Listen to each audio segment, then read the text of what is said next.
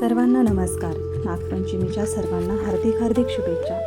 नागपंचमीला वारुळाचे पूजन केले जाते. त्याचप्रमाणे आमच्या अकोला गावातही पिढ्यानपिढ्यापासून ही रूढी परंपरा आजही मोठ्या भक्तिभावाने व श्रद्धेने जपली जाते. सकाळीच गावातील लहान थोर पुरुष मंडळी वारुळाचे पूजन करण्यासाठी जातात. दूध लाह्या यांचा नैवेद्य वारुळाला दाखवला जातो. नाग हा शेतकऱ्याचा मित्र समजला जातो. तसेच अनेक रोगांवर नागाच्या विषाचा औषध म्हणून त्याचा वापर होतो.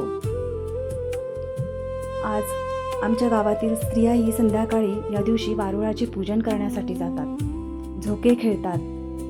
माहेरवाशीन आलेली लेकबाळसुद्धा यामध्ये सामील असते आणि मोठ्या श्रद्धेने भक्तिभावाने आणि पर्यावरणाचा समतोल साधण्यासाठी पूर्वजांनी घालून दिलेली ही परंपरा आजही जपली जाते. पुनश्च एकदा आपणा सर्वांना नागपंचमीच्या हार्दिक शुभेच्छा.